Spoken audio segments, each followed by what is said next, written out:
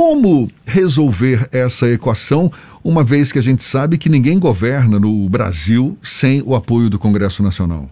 Bom, ninguém deve querer governar sem o apoio do Congresso Nacional, mas o apoio do Congresso Nacional não pode ser isso que está trazido o Brasil numa crise eterna.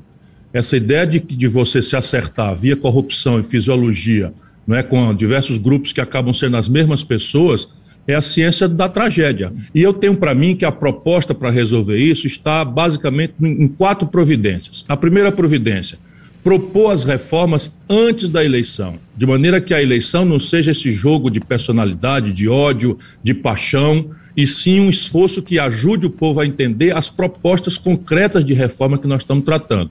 Segundo, o tempo da reforma.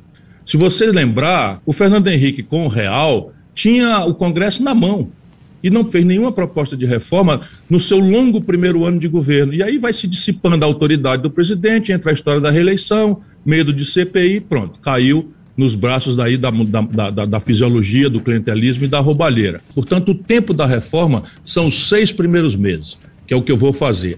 Terceiro, sair da negociação de gabinete em Brasília e fazer uma negociação grande e aberta com os políticos, com os deputados, mas envolvendo uma grande mediação dos governadores e prefeitos. 23 dos 27 estados brasileiros estão quebrados.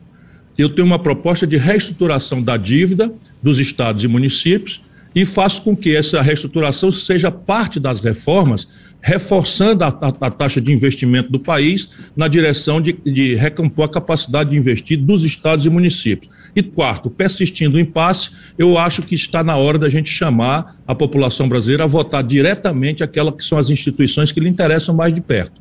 Por quê? Porque no Brasil só quem paga imposto é pobre e classe média e os ricos acabam dominando pelo lobby o comportamento do Congresso. Se eu mando essa reforma direta a voto popular, nós teremos aí 6 meses de debate, as populações serão informadas daquilo que a gente pretende e, no fim, o povo vota diretamente, eliminando esse toma lá da cá fisiológico de roubalheira, que, volto a dizer, é a ciência do fracasso.